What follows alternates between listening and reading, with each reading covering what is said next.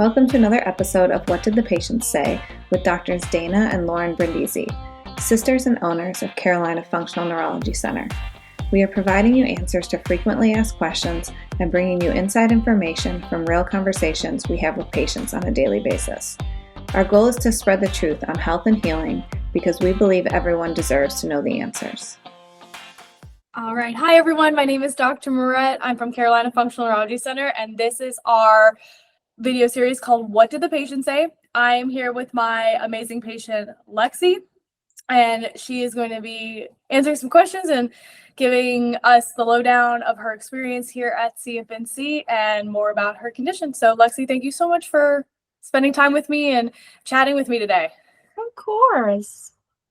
To start off, can you share with us, what brought you into CFNC when we first met? What brought you in? How'd you find us? Stuff like that. To make a long story short, I think a month into freshman year, I spiked a fever about 104. And for somebody who runs kind of like in the 96s, that was a really dangerous fever for me. So I went to the doctor, got it checked out. I tested negative for strep, mono, all the normal things you get tested for, common cold, all of that.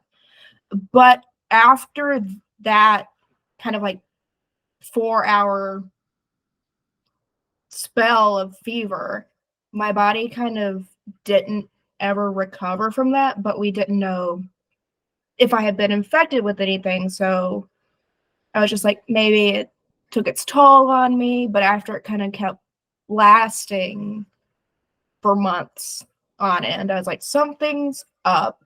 I wasn't getting sick or anything, but my body was at a constant state of blah.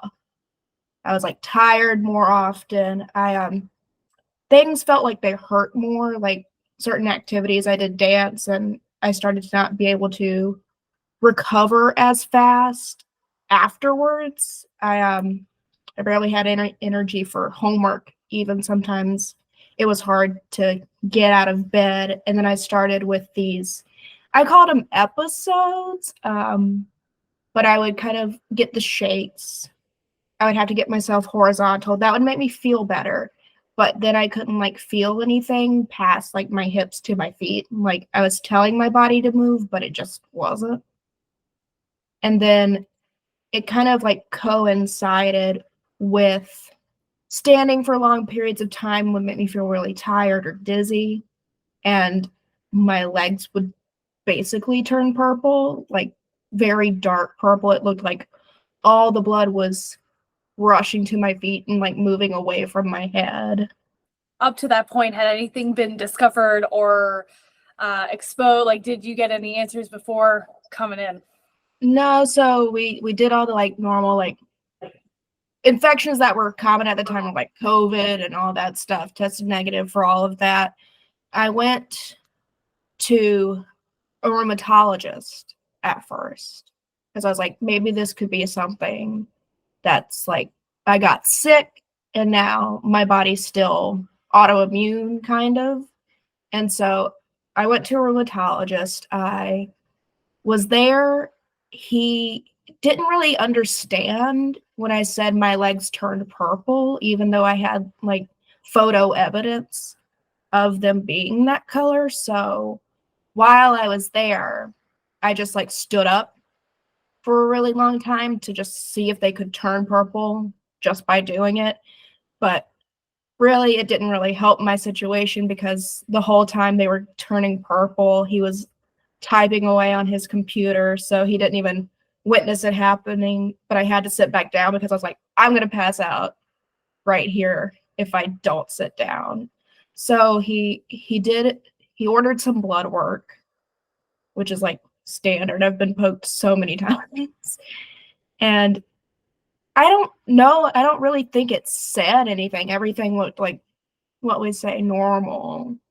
But even though that was normal, I was put on B12 supplements, the ones that go under the tongue and kind of melt. So I was put on those. And then and say fast forward maybe a month, a couple weeks, because I was like, I'm not feeling any better. And I'm in school and I kind of need this fixed so I can keep doing what I need to be. So I did my little typey research on the internet and really came across like POTS, because I was like, my heart rate feels like it's like pounding. Every time I stand up, people have like self-anecdoted some like symptoms of the legs turning purple and the feeling faint and stuff. So I was like, okay, well, who deals with POTS? That was like my next Google search, and it said go to a cardiologist. And so my family had a cardiologist who, like, I think everyone in my family has at least seen once in their life. And so we went, and they really didn't know much about POTS, or what I thought at the time was POTS. So they didn't really do anything except order an echo. And then there's this ultrasound thing that they do for like your legs and your veins to see if like circulation's going through them. So I had that done, and nothing came back on those, positive, negative, whatever. I was just a normal human being. And so then I got referred over to another cardiologist who had heard of POTS because she was on like a study team, I think somewhere down in Alabama, who studied it. And we kind of came to the roundabout conclusion that I had it. And so at that point, we thought I had POTS, and that was like the only diagnosis I had. But the only solution that I was given was like blood pressure medicine, or like medicine like that I would stay on for a very long time. And personally, I wasn't fond of that, because I saw how other adults in my life who have been on like heart medicine or blood pressure medicine have like their lifestyles are completely like, their quality of life is just so different. And I was scared that that was going to happen to me. So I was like, I don't want to do that. It may be a great option for some people, but just not for me. So I tried to start figuring out how to solve it on my own without like long-term medication. And how did you find us? Okay, so that's a weird story. Again, it's a long story made short. There's a couple who I've known my whole entire life. And senior year rolls around, they do a lot of gifts for me. So we're sort of close to them. And so when I was back home one weekend, we kind of ran into them in the grocery store, or Lowe's, I think. And we kind of started complaining, as it were, about how I was feeling and like not finding anybody. And they're like, well, our daughter works at a clinic, but she knows some people over at Carolina Functional Neurology who may be able to help. She said she works at a clinic who's kind of like adjacent, but she thinks you'd be better fit at Carolina Functional Neurology for this sort of thing. I like it. And I mean, I remember our first visit, like it was yesterday. I remember everything with that, but can you describe like your experience as a patient at CFNC? Okay, so I will sing your praises all the night long, but we don't have time for that right now. But I really enjoyed the first time meeting you guys and feeling like nothing that I said was ever pushed to the side or overlooked. Everything was taken into consideration, because I think you guys know that everything is connected, even though it sounds completely left field. Everybody's different. Everybody experiences stuff differently. So just because it didn't like exactly align with like your normal range of 20 symptoms, y'all weren't like poo-pooing it at all. You're just like, maybe this could be like a domino effect. Like maybe it's not necessarily exactly related, but because of other things that are happening, this could also be happening. And so we did like a very in-depth exam. Like I don't think I've ever been at the doctor where I think, wasn't it like an hour and a half or something, or an hour? I've never been to a doctor who we've sat and done so many different things. And yeah, at the time I was like, why am I touching my nose? I was like, why am I looking at your finger and crossing my eyes? But I knew it had a purpose. And so I was all for it. And it did. I know it did. Mm-hmm. Oh my gosh, I don't know why I'm touching my nose.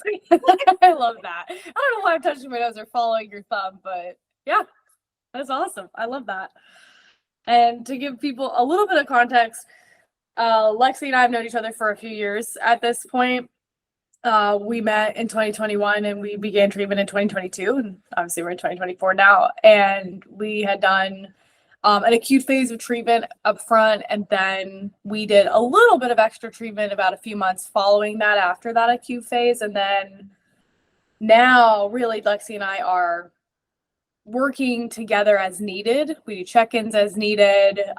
We address some other more functional medicine things that have come up over the last couple of years, but really at this point we don't see each other a whole lot.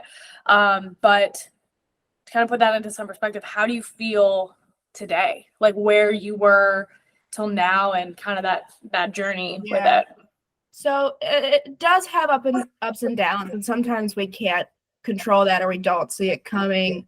External events happen, like a family member gets sick, or you break up, or you go to a new school, or you have this major test that kind of like amps up your symptoms a little bit.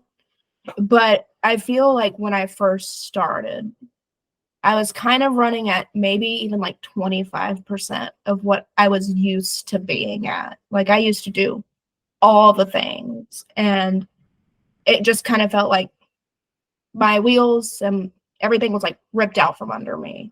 And so I was like barely crawling along at like a snail's pace when I first entered. I am feeling great. I am at 80%, and that can be like 95 on most days. And then sometimes, like, we can't control weather. Sometimes weather gets me down. I think it does everybody to a certain degree. Or again, like you're applying to colleges and you get stressed out because you're not hearing back. And so it kind of like makes your sleep routine sort of iffy. But like if you keep doing the things that you should be doing, I feel pretty great. Like I'm taking the fish oil. I think that's the only thing I'm on right now. It's like those like amped up omega-3s. And it works wonders. It's like, oh, well, I forgot to take them because I'm sometimes forgetful.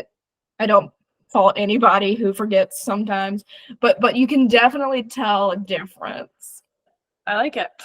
And so would you say like that fish oil is kind of like your maintenance at this point, or kind of what's your maintenance look like daily? Well, to kind of try to get as close to that 95% as we can.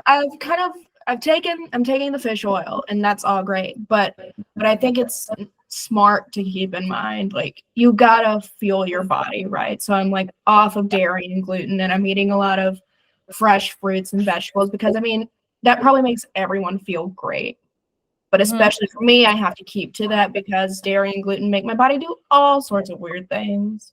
Yeah. I do try to get good sleep. Good sleep's very important. But like doing those things where you're like drinking water like you should be, you're getting enough sleep and good sleep, not just like I'm in bed for 8 hours, but you're actually sleeping. You're getting up at decent times, like you're not sleeping in. That's something I found, that it's like you feel really bad when you sleep into 12 o'clock, even though you really wanna, and even sometimes you feel like you wanna. You got to get up at, like, you got to be consistent. It's got to be a routine. And yeah, it's hard sometimes to maintain it, but like, if you're feeling good, it's easier to do that. Does that make sense?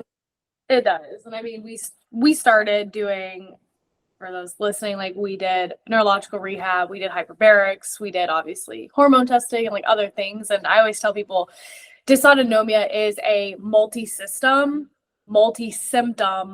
approach. It affects multiple systems, not just the nervous system, but the nervous system and your immune function, which obviously starting with a fever, we can talk about all day long, but you know, the immune system, the hormonal system, the gut, thyroid, all those things. And so everyone's different on what you have to address and figure out what the kind of the culprit is or what's being impacted from the brain function. But I mean, your case is kind of an example of that. Is there was multiple systems affected at one time, and it took a little bit of time to address all those systems. And then now the maintenance of it, I always tell people, like, up front, like, it seems like a lot of things to do. Like, I remember talking to you about gluten and talking about dairy and talking about foods and talking about all these things. Yeah.